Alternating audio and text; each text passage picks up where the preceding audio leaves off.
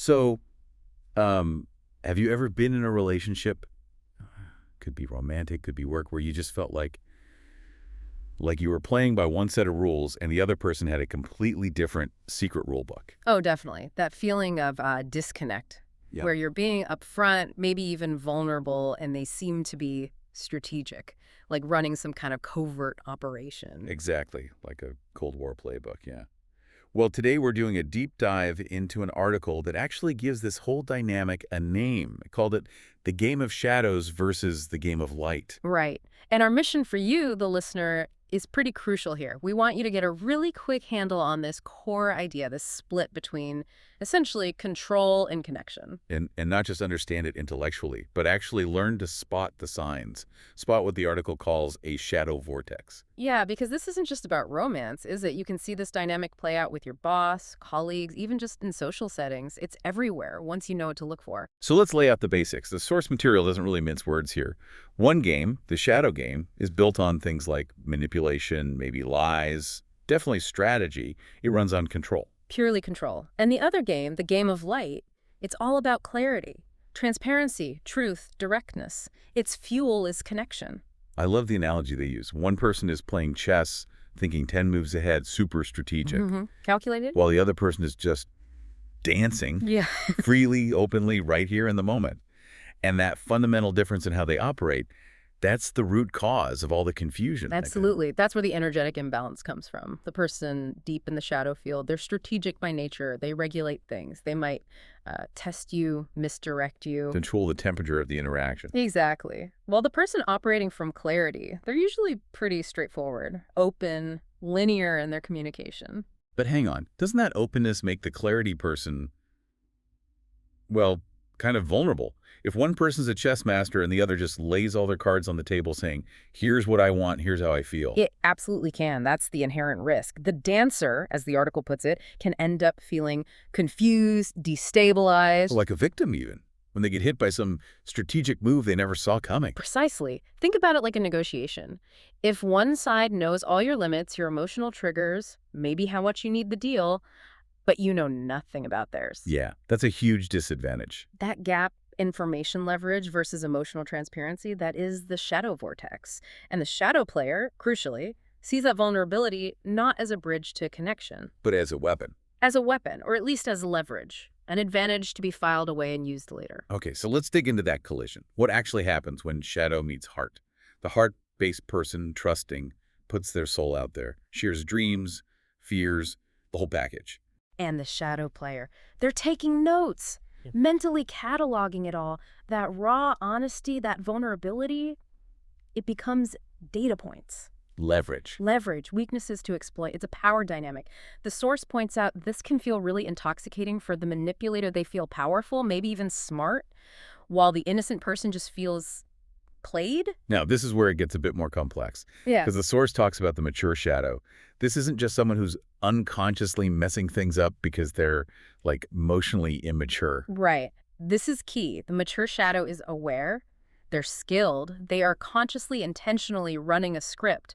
The article even describes it as a sort of shamanic, energetic manipulation. They know the effect they're having. Wow, okay, so it's not just lying or being avoidant, it's more sophisticated. Much more. They use specific techniques to keep you invested, but always slightly off balance. Things like cryptic fulfillment. Cryptic fulfillment, what does that mean? It means they give you just enough of what you want. A hint of commitment, a moment of attention, a shared future plan, enough to keep you hoping, keep you orbiting them.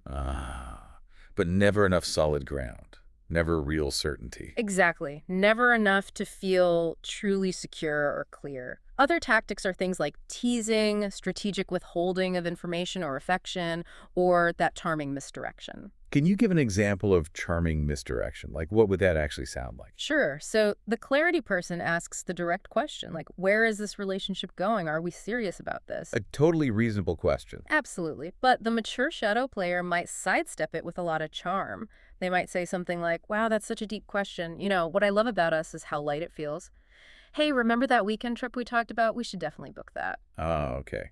So they acknowledge the feeling or the desire for connection, maybe offer a distraction, but completely dodge the actual question about clarity or commitment. Precisely. They meet the need temporarily, but evade the direct ask. It's a mismatch. Linear language versus elliptical maneuvers. Kindness versus cunning, basically. And the result. The shadow player might get what they want in the short term, like compliance or keeping the person around. Right, they get short-term wins. But the source is really clear on this. The long-term cost is immense. They starve themselves of any real intimacy. Which brings up that question. Why? Why weaponize vulnerability if it ultimately isolates you? Well, the thinking is they understand power often comes from trust and openness, but they feel unable to build that authentically within themselves. So they kind of hijack it. They extract it from someone else to feel in control, to boost their ego, or maybe just to feel safe for a moment. But it's counterfeit power.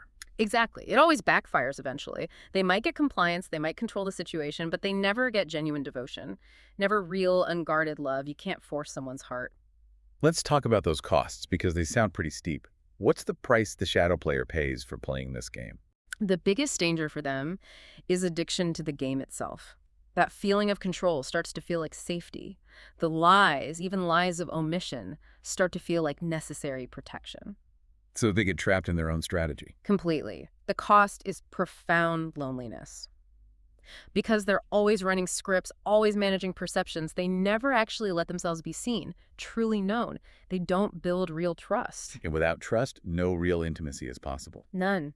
And eventually that isolation becomes crushing. They look around and realize they've trained everyone, partners, friends, maybe even colleagues, to fundamentally distrust them. The source puts it starkly. Your own shadow becomes your cage. Wow, that's powerful. Okay, but what about the clarity person? What's the danger for them if they stay entangled in this? For the clarity person, the danger is internal, and it's just as destructive. It's self-betrayal. Self-betrayal. How so? It's that trap of thinking, if I just love them enough, or if I'm just good enough, kind enough, understanding enough, Then I can change them. That good girl or good guy syndrome.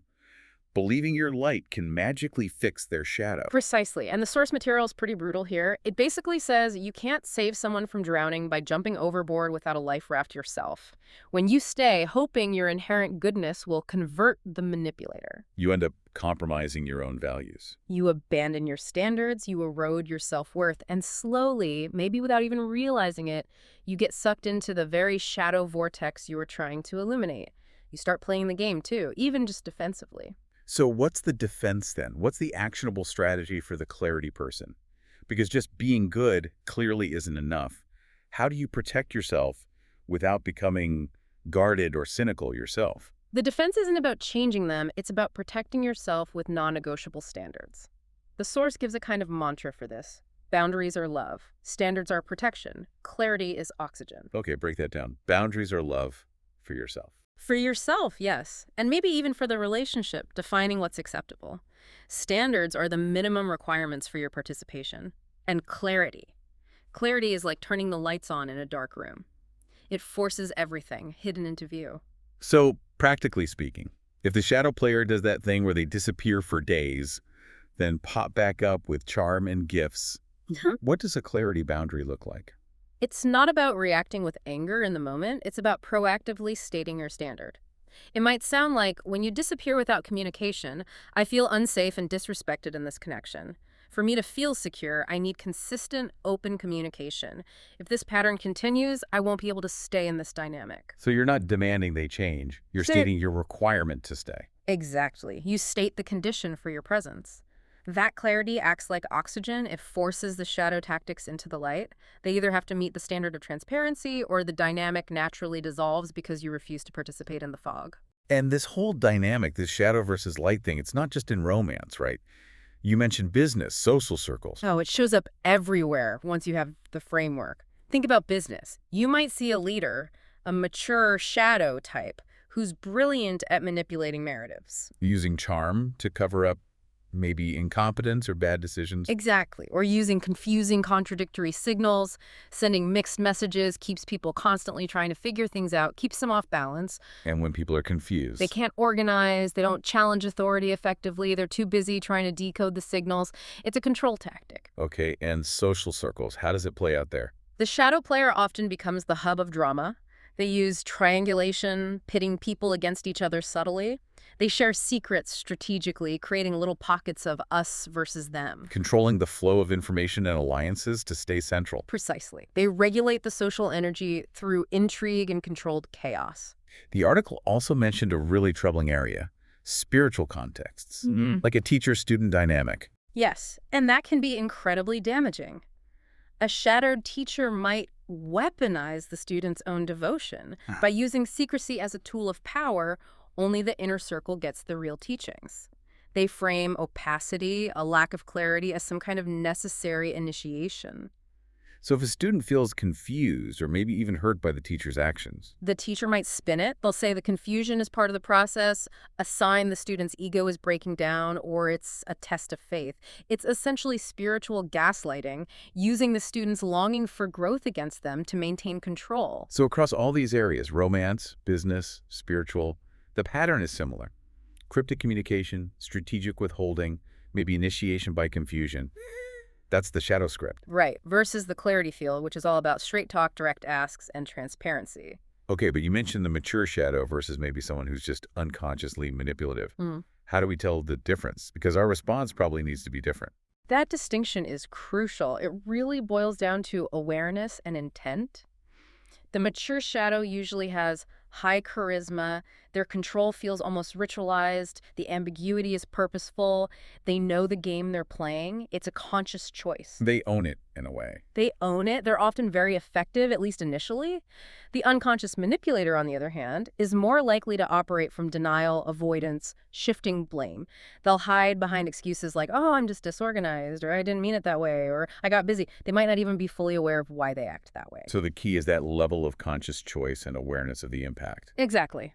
Both can be harmful, obviously, but the mature shadow is a system you're dealing with. The unconscious manipulator might be operating more out of their own unhealed wounds, often chaotically. Okay, big question then. Can someone who's been living in the shadow game actually change? Can they switch to the clarity rulebook? Is that even possible? The source says yes, conversion is real, but it emphasizes it's rare, and it has to be. Well, seismic, not just a surface level change. What triggers it? Often, it's hitting rock bottom. Seeing the absolute wreckage caused by their strategies, the isolation, the burned bridges, the lack of genuine connection, they start to crave honesty, maybe for the first time. They realize that transparency isn't weakness. It's actually the ultimate flex. The ultimate flex. How so? Because standing fully in the light with nothing hidden, that takes incredible courage. To be radically honest, completely visible, and still confident, that's real power.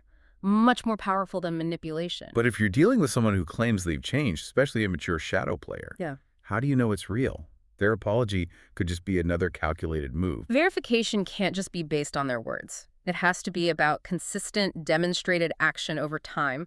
It requires, as the source puts it, a complete reprogramming of the field. Meaning? Meaning the cryptic stuff stops completely. The strategic withholding ends. They start practicing consistent transparency even when it's awkward or makes them look bad. They cut ties with old patterns. Trust isn't magically restored. It has to be painstakingly rebuilt through solid proof and accountability. So ultimately, the real source of power, the real influence, isn't the strategy or the manipulation. No, it's radical transparency. Walking into relationships, into interactions with basically zero hidden agendas.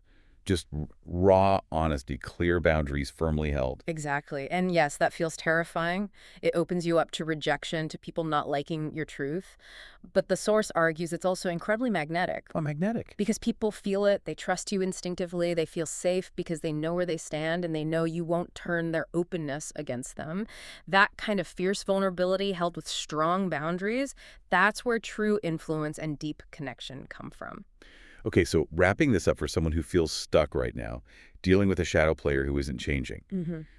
The advice isn't to try harder to fix them. No, absolutely not. The advice is don't play their game, don't get drawn onto their chessboard, refuse to participate in the choreography. Name it, frame it, walk in clarity. You call out the dynamics, not necessarily to accuse, but just to make the hidden script visible. I notice when I ask for clarity, the subject gets changed. Make the implicit explicit. Precisely. If they twist your words, you calmly untwist them. If they try to gaslight you, make you doubt your reality, you stay grounded in your perception. Your power lies in refusing to leave the light, refusing to get lost in their fog. And hold that bottom line. The Okay. source had a great quote for this. Yeah, your heart is not for sale. Your energy is not for rent. That has to be your anchor. That's a perfect summation. Yeah. So the end game, the ideal evolution here, is when both people choose the same rulebook. Clarity, kindness, presence, truth. Right. The shadow finds a path to redemption through honesty, and the clarity person holds their standards without compromise. Then the relationship stops being a battlefield. And becomes a sanctuary. Exactly. But the source adds a little nuance at the end. It says the shadow potential never fully vanishes, it just lingers unfed. Which leads to a final thought for you, the listener. If radical transparency really is the ultimate power move, what's one small, radically honest action you could take today? Not to control anyone, not expecting a certain outcome, but just purely to stand in your own clarity. Just one small step towards embodying that transparency yourself. Yeah.